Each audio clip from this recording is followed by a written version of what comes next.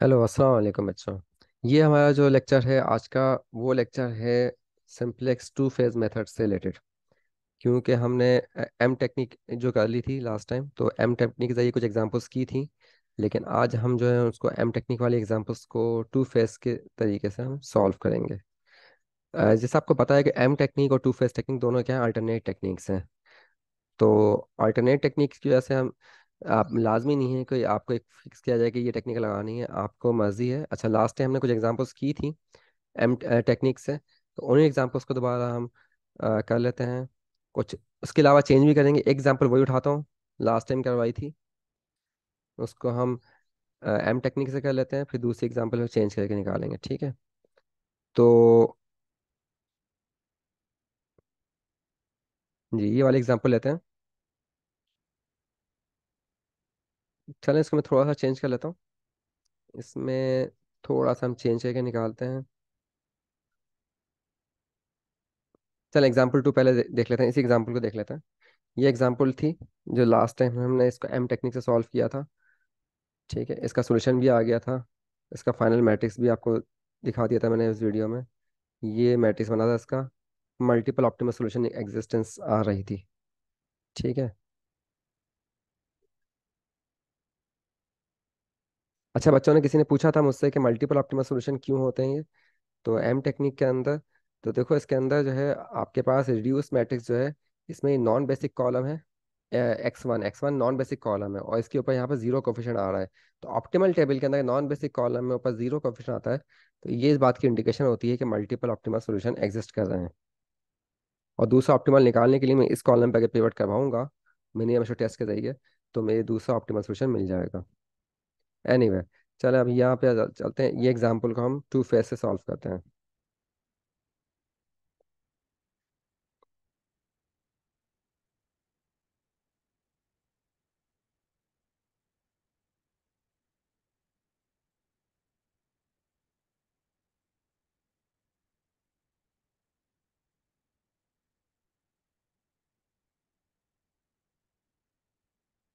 ठीक है बेटा, अब ये प्रॉब्लम दी हुई है, इसको सॉल्व करना है। तो स्टार्टिंग जो है दोनों का प्रोसीजर बिल्कुल सेम, मिलता जुलता ही होता है। इसमें स्टार्टिंग में हम क्या करेंगे, इसमें आर्टिफिशियल वेरिएबल्स ऐड करेंगे अगर ज़रूरत है आर्टिफिशियल वेरिएबल्स की, या इसे इक्वेशन में कन्वर्ट करेंगे पहले तो। x1 plus x2 plus x3 is equals to 3। और ये क्या बन जाएगा, x1 plus 2x2 plus r1। क्योंकि इसमें बेसिक वेरिएबल नहीं है ना, तो मैं अभी ऐड कर रहा हूँ, चाहे तो आप ऐड ना करें अभी। अगर किसी को समझना है तो मैं उसके लिए ऐड नहीं करता, मैं इसको पहले एक्सप्लेन करता हूँ। पहले हम इक्वेशन में कन्वर्ट करते हैं बेटा, मिनिमाइजेशन z, और यहाँ पे is equals to x1 plus 2x2। अच्छा, अब ये आपके पास जो एक प्रॉब्लम बनी है, इसमें देखेंगे कि इसमें पहली इक्वेशन के अंदर कोई बेसिक वेरिएबल है या नहीं। हाँ, इसे मैं बता चुका हूँ कि बेसिक वेरिएबल के लिए ज़रूरी है कि उसका कोफिशिएंट 1 हो, बस 0 हो बाकी तमाम इक्वेशंस के अंदर। तो पहली इक्वेशन में कोई ऐसा वेरिएबल मौजूद है इसका कोफिशिएंट 1 हो और बाकी तमाम इक्वेशन में 0 आ रहा हो। तो x1 का कोफिशिएंट 1 है लेकिन दूसरी इक्वेशन में x1 प्रेजेंट है, इसलिए we could not take x1 as a basic variable. x2 का कोफिशिएंट 1 है लेकिन x2 दूसरी इक्वेशन में भी आ रहा है, इसलिए we could not take x2 as a basic variable. But x3 has a coefficient 1 and 0 in the other equation, so we can take x3 as a basic variable here. So पहली equation में basic variable आपको मिल गया, तो इसलिए कोई artificial variable की ज़रूरत नहीं है एक्स्ट्रा। सेकंड इक्वेशन के अंदर आपके पास कोई बेसिक वेरिएबल नहीं है, दोनों में से कोई भी बेसिक वेरिएबल नहीं बन सकता क्योंकि कोफिशिएंट 1 इसका है लेकिन प्रेजेंट दूसरी इक्वेशन में भी आ रहा है और इसका कोफिशिएंट 2 है, इसलिए इसको बेसिक नहीं बना सकते। इसलिए इसका मतलब ये हुआ कि इस सेकंड इक्वेशन में आपको आर्टिफिशियल वेरिएबल इसमें ऐड करना पड़ेगा। तो ये बन जाएगा minimize z equals to x1 plus 2x2, और ये आएगा x1 plus x2 plus x3 is equals to 3, और ये आएगा x1 plus 2x2 plus r1 is equals to 4। मैंने एक आर्टिफिशियल वेरिएबल ऐड कर दिया, और ये सारे x3 भी ग्रेटर देन इक्वल टू 0 है, x1 is greater than equal to 0, x2 is greater than equals to 0, x3 is greater than equals to 0, और r1 is greater than equals to 0। और इसके बाद इसका ऑब्जेक्टिव फंक्शन में हमने क्या किया था, अगर हम एम टेक्निक यूज़ करते हैं मैं इसके अंदर ऐड करवाता, लेकिन क्योंकि मैं टू फेज टेक्निक यूज़ कर रहा हूँ, तो मैं एक और ऑब्जेक्टिव फंक्शन बनाऊंगा मिनिमाइज का, और ये w इज इक्वल्स टू क्या होगा, जितनी भी आर्टिफिशियल वेरिएबल है उनका सम आ जाएगा, मतलब उनको प्लस करके लिख देंगे। यहाँ तो एक ही आर्टिफिशियल वेरिएबल है इसलिए R1 आ जाएगा। तो ये आपके पास दो ऑब्जेक्टिव बन गए इसके अंदर। तो ये टू फेस टेक्निक के जरिए हम सॉल्व करेंगे। अब इसका मतलब क्या होता है, दो ऑब्जेक्टिव आने का मतलब क्या है कि हम पहले W के लिए सॉल्व करेंगे। पहले हम इस प्रॉब्लम को किसके लिए सॉल्व करेंगे, W के लिए सॉल्व करेंगे। जब W के लिए सॉल्व हो जाएगा प्रॉब्लम, R1 की वैल्यू 0 बन जाएगी, तो फिर हम Z के लिए सॉल्व करना शुरू करेंगे। ठीक है, इसलिए इसे टू फेस टेक्निक कहते हैं। अब एक मसला ये पड़ गया है कि पहली इक्वेशन का बेसिक वेरिएबल x3 तो मौजूद है, और बाकी किसी भी क्वेश्चन में मौजूद नहीं, इंक्लूडिंग द ऑब्जेक्टिव फंक्शंस। लेकिन R1 ऐसा वेरिएबल है जो कि बेसिक लेना है हमको, क्योंकि इक्वेशन में तो नहीं है किसी और, हमने डाला है इसीलिए, लेकिन वो हमारे ऑब्जेक्टिव में ही मौजूद है W के अंदर। तो इस ऑब्जेक्टिव को इसे रिमूव करना पड़ेगा। तो इसका तरीका क्या होता है, वही तरीका जो वहाँ पे था, एम टेक्निक के अंदर R1 की वैल्यू निकालें। R1 कितना आ जाएगा, 4 - x1 - 2x2, और R1 की वैल्यू निकाल के ऊपर सब्स्टिट्यूट कर दो। तो R1 की वैल्यू जब सब्स्टिट्यूट करोगे तो ये क्या बन जाएगा आपके पास,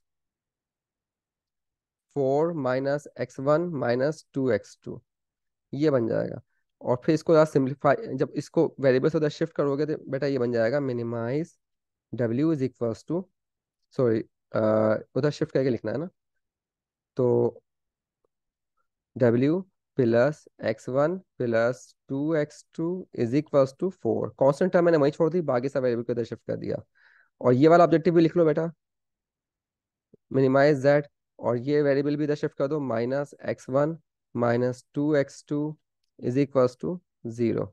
और इसके बाद ये कंस्टेंट्स लिख लेते हैं सारे, x1 plus x2 plus x3 is equals to 3, x1 plus 2x2 plus R1 is equals to 4, और x1 comma x2 comma x3 comma x R1 are all greater than equal to 0। अब बेटा इस problem को solve करना है। इसको solve करने के मुख्तलिफ ऑथर मुख्तलिफ चीज़ें बताते हैं। हो सकता है आप ताहा की बुक से अगर पढ़ रहे हो तो उसमें क्या करेगा, W को लेकर सॉल्व करेगा, Z को रखेगा ही नहीं, राइट। लेकिन मैं जो करता हूँ दोनों को रखता हूँ एक साथ, Z को भी और W को भी। ठीक है, तो मैं W को ऊपर लिख दूंगा, मिनिमाइज करना है W को, इसके कोफिशिएंट लिख लेंगे 1 2, कोफिशिएंट क्या है, x1 x2 x3 R1 और ये B। अच्छा, x3 का ऑप्शन कितना आ रहा है, 0। R1 का ऑप्शन भी 0 है, और ये B कितना आ रहा है, 4। फिर इसके बाद मिनिमाइज Z, कितना है, -1 -2 0 0 एंड 0। और उसके बाद यहाँ पे ऑप्शन क्या आ रहे हैं, 1 1 1 0 3, और ये कितना आएगा, 1 2 0 1 4। और यहाँ के बेसिक वेरिएबल्स क्या थे, इसी क्वेश्चन का बेसिक वेरिएबल, क्योंकि मुझे x3 को लेना है, कि x3 इस फॉर्म में आ रहा है,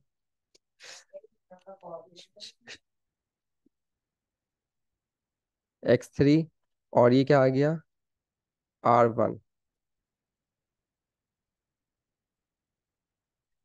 ठीक है, अब इसके अंदर इनकमिंग वेरिएबल जो है, बेसिक वेरिएबल हमने लिख लिए सारे के सारे।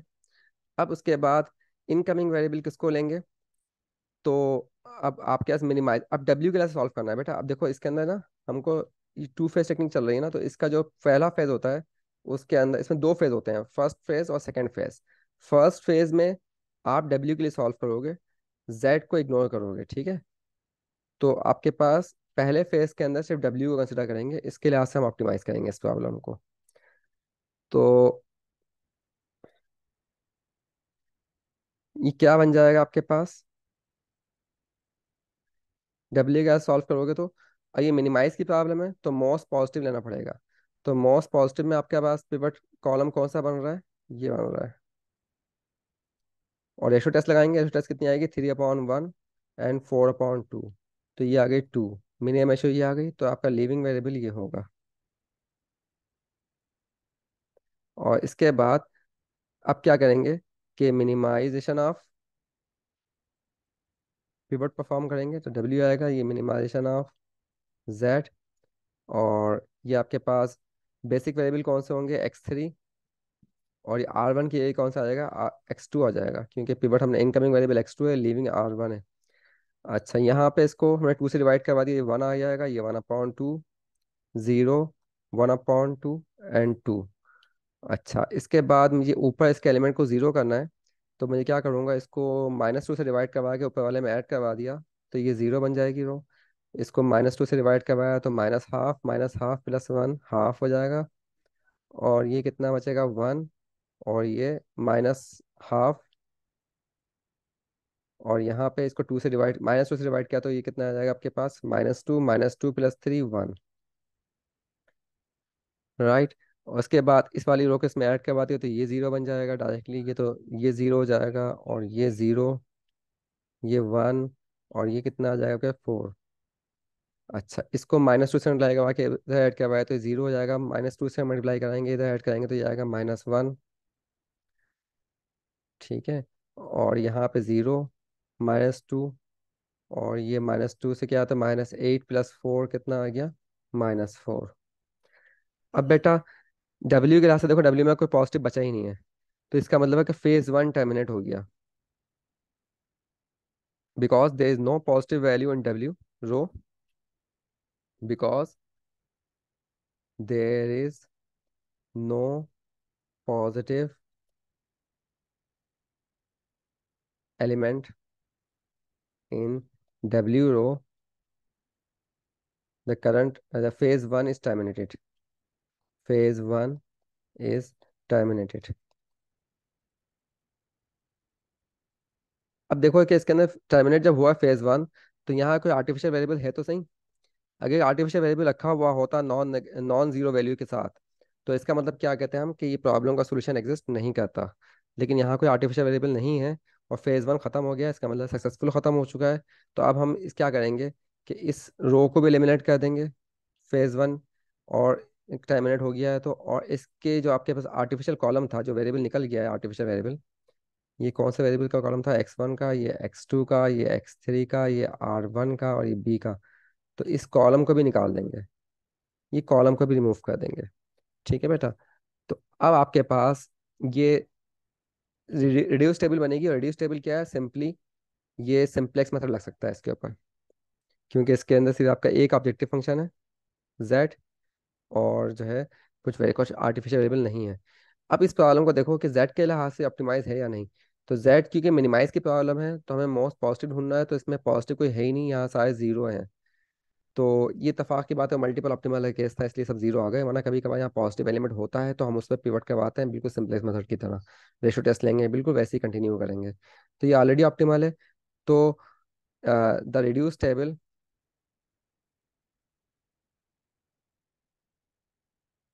is also optimal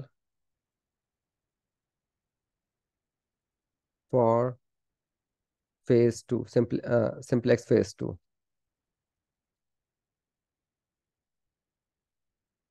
phase 2 के लिए भी ऑप्टिमल है, तो ये आपका जो है therefore optimal solution obtained. Optimal solution is x1 = 0 and x2 = 2 with z = 4। तो देखो हमने इस प्रॉब्लम को सॉल्व कर लिया 2 फेज मेथड से, तो बिल्कुल उसी तरह सॉल्व हुआ है, ज़्यादा फर्क नहीं है। लेकिन यहाँ 2 फेज मेथड लगा है, पिछली बार इसको हमने एम टेक्निक से सॉल्व किया था। ठीक है बेटा, समझ में आ गई बात आप लोगों के। तो इस तरह से हमने सॉल्व कर लिया है। अब एक और एग्जांपल ले लेते हैं 2 फेज टेक्निक के लिए।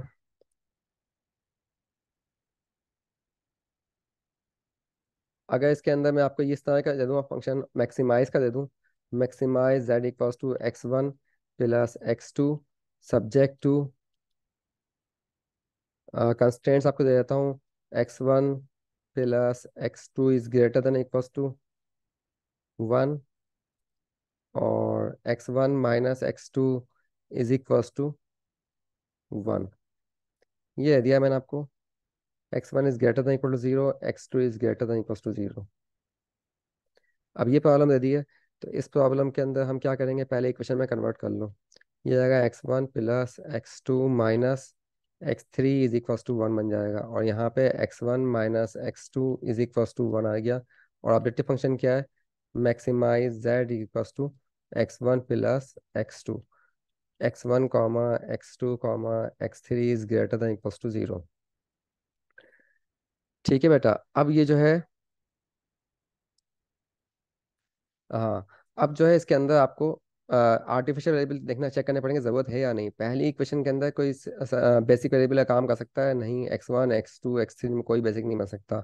दूसरी इक्वेशन के अंदर बेसिक वेरिएबल भी नहीं है, दोनों इक्वेशन में बेसिक वेरिएबल मिसिंग है। तो हम क्या करेंगे, इसके अंदर बेसिक वेरिएबल ऐड कर देंगे। तो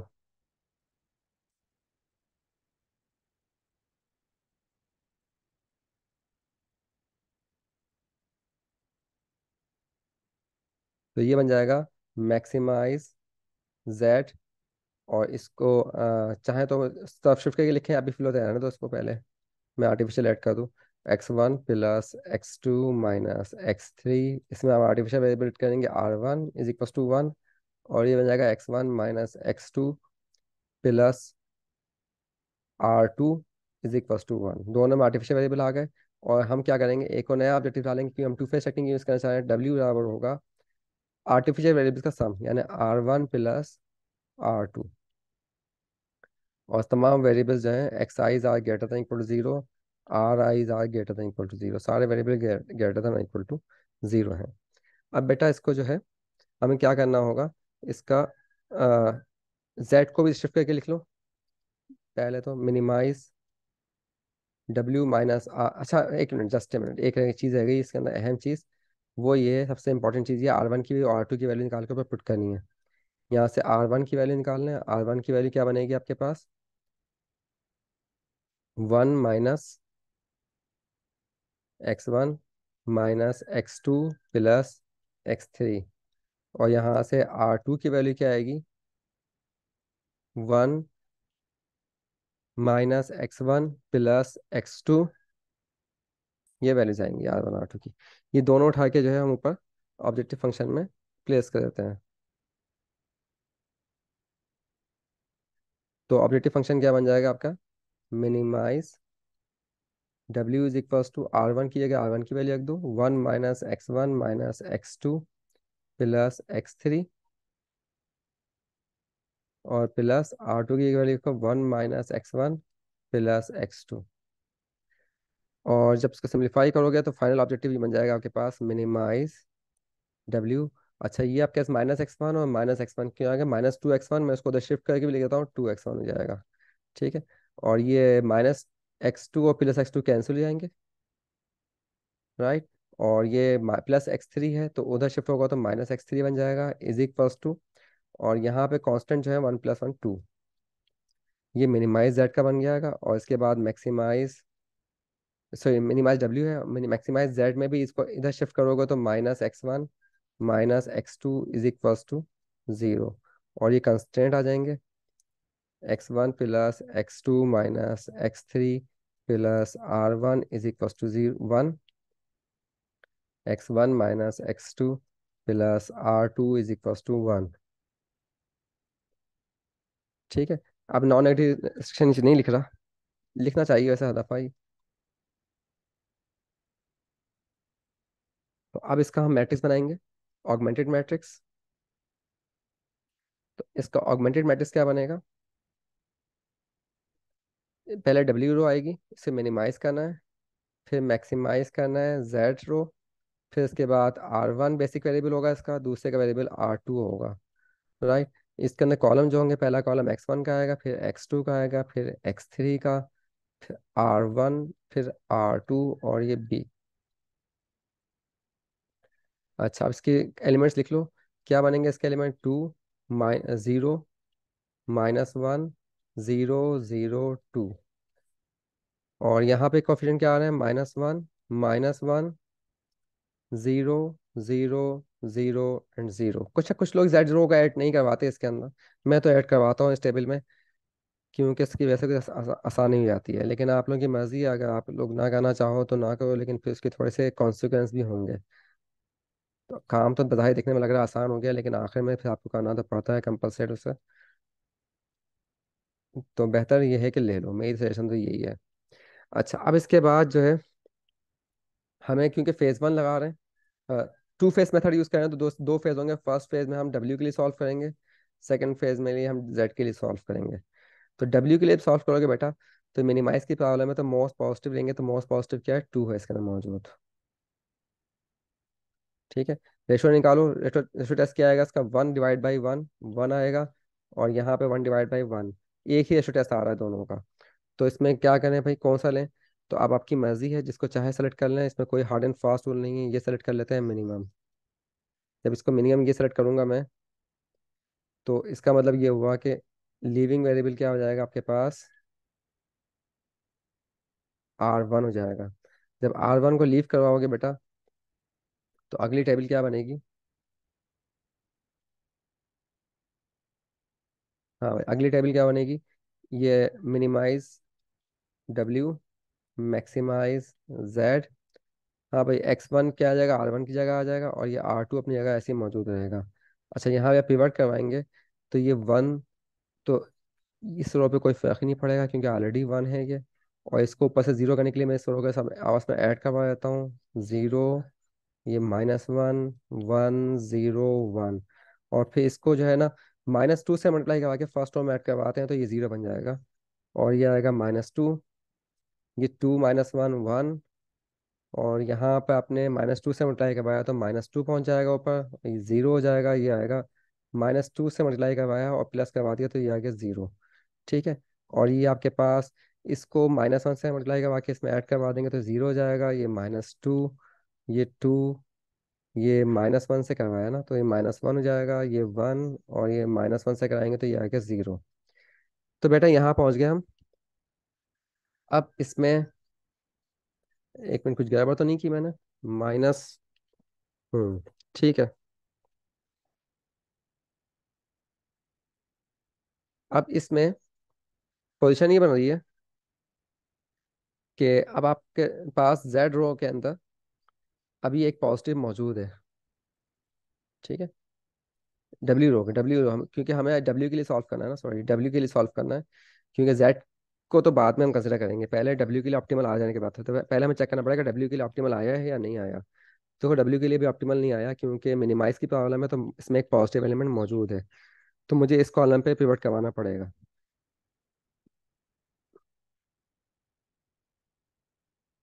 अच्छा, अब ये पिवट करवाएंगे, रेशो निकालोगे तो रेशो इसमें नहीं निकलेगी, इसकी रेशो क्योंकि नेगेटिव एलिमेंट आ रहा है, इसकी रेशो कितनी आएगी, 0 आएगी। ठीक है। जब इसकी रेशो 0 आ रही है तो इधर पिवट करवा देंगे।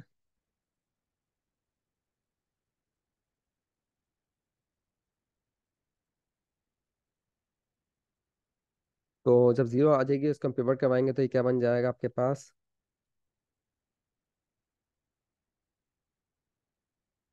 हाँ, तो ये आपके पास कौन सा वेरिएबल इंटर होगा इसकी जगह पर? ये आपका कॉलम किसका था, ये X1 का कॉलम था, ये X2 का कॉलम था, ये X3 का कॉलम था, ये R1 का है, ये R2 का कॉलम है। यही थे ना भाई? अच्छा, अब देखें इसके अंदर X3 इंटर होगा किसकी का, R2 की जगह पर। तो ये आपके पास minimise of W, maximise of Z। ठीक है। R1 मैक्स, इसकी R1 की जगह क्या आ जाएगा, X3 आ जाएगा।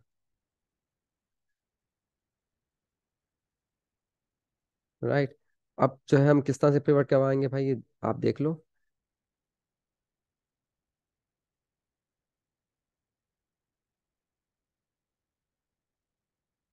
हम्म इसमें आप X3 में यहाँ पे इसको 2 से डिवाइड करवा दो, X3 को, यानी इस वाली रो को, तो ये आएगा 2 से डिवाइड करेंगे तो -1, 1, -½ हाफ, और 0 हो गया।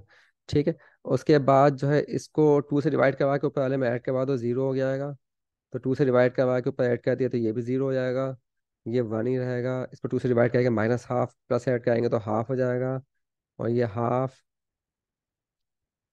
ठीक है। 2 से डिवाइड करवा के ऊपर रो में ऐड करवा दिया मैंने, और यहाँ पे ऐड करवाएंगे तो ये 1 ही रहेगा। अच्छा, इसके बाद जो है इसको 2 से डिवाइड करवा के फर्स्ट रो में ऐड करवा दिया तो ये बन गया 0। ये 2 से डिवाइड करवा के ऐड करवाया तो -1 आ गया, और ये 0। और यहाँ पे 2 से डिवाइड के -½ प्लस 1 कितना आएगा, हाफ हो जाएगा। और ये 2 से डिवाइड करवा के ऊपर ऐड करवा दिया तो ये हाफ ही रहेगा। और टू से ऐड, ये वन ही रहेगा, ठीक है। उसके बाद जो है फर्स्ट रो में भी करना है, तो इसको -2 से डिवाइड करा के फर्स्ट रो में ऐड करवा तो 0 हो जाएगा। -2 से डिवाइड करवाएंगे तो ये कितना हो जाएगा, 1। 1 और ये कितना आएगा, -1, ठीक है, 0। और ये -2 से डिवाइड कराओगे तो क्या बन जाएगा, ये हाफ। और ये गया -3/2, ठीक है। और यहाँ पर -2 से डिवाइड किया तो ये आ गया आपके पास -हाफ। और यहाँ पे आपके पास ये 0 ही रहेगा। तो अब आपके पास z में, क्योंकि मिनिमाइज की प्रॉब्लम है, तो पॉजिटिव कोफिशिएंट देखना है। पॉजिटिव कोफिशिएंट यहाँ पे एग्जिस्ट ही नहीं कर रहा z के अंदर, तो इसका मतलब है फेज वन टर्मिनेट हो गया। जब फेज वन टर्मिनेट हो गया तो हम देखेंगे इसको, यानी इसकी कॉलम को, इस रो को रिमूव कर सकते हैं। तो अब हम देखेंगे यहाँ आर्टिफिशियल वेरिएबल बचा हुआ तो नहीं है विद नॉन जीरो वैल्यू। तो यहाँ आर्टिफिशियल वेरिएबल नहीं है विद नॉन जीरो वैल्यू, इसका मतलब सक्सेसफुल टर्मिनेट हो गया। तो इनके कॉलम भी रिमूव कर दो, R1 और R2 के, इनकी कॉलम्स की भी ज़रूरत नहीं है। वैसे तो R2 को उसी को पहले भी रिमूव कर सकता था मैं, जैसे ही R1 निकला था R1 की कॉलम को रिमूव कर सकते थे उस वक्त भी, कोई ज़रूरी नहीं कि उसे लेकर चलें। अच्छा, अब उसके बाद हमें जेड के लिए सॉल्व करना है। जेड मैक्सिमाइज की प्रॉब्लम है, तो मैक्सिमाइज की प्रॉब्लम में मोस्ट नेगेटिव देखते हैं। अब इसमें मोस्ट नेगेटिव कौन सा है बेटा इसके अंदर, देखो यहाँ पे मोस्ट नेगेटिव है -1। बाकी तो जीरो थे, यही नेगेटिव है। रेशो निकालो इसकी, रेशो क्या निकलेगी बेटा, रेशो निकलेगी, रेशो नहीं निकलेगी, इन्फिनिटी रेशो आ रही है। और इसकी रेशो नहीं निकल रही, क्योंकि 0 और ये -1 है। तो इसका मतलब रेशो टेस्ट ही नहीं निकल रहा। तो इसका मतलब है कि ये प्रॉब्लम जो है क्या आ गई, अनबाउंडेड आ गई है। क्योंकि जब कभी आपको फेस नॉर्मल सिंपलेक्स मेथड के अंदर जो फेज वन को हटा के फेज टू में अगर आप ऐसा मिल जाए कि रेशो टेस्ट नहीं मिल रही हो, तो उस वक्त क्या बोलते हैं, अनबाउंडेड ऑप्टिमल सोल्यूशन। तो ये क्या आ गया आपके पास, अनबाउंडेड ऑप्टिमल सोल्यूशन आ गया है।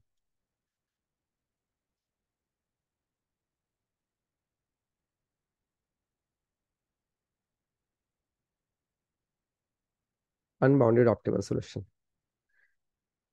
ठीक है बेटा, समझ में आ गया आप लोगों के। चलें, ओके। ये अनबाउंडेड ऑप्टिमल सोल्यूशन है, इसका हम ऑप्टिमल सोल्यूशन लिख नहीं सकते फिर, राइट। नो, इसका ऑप्टिमल सोल्यूशन एग्जिस्ट करता है एट इन्फिनिटी। तो हमने जो है टू फेज मेथड से भी दो एग्जांपल सॉल्व करवा दी हैं।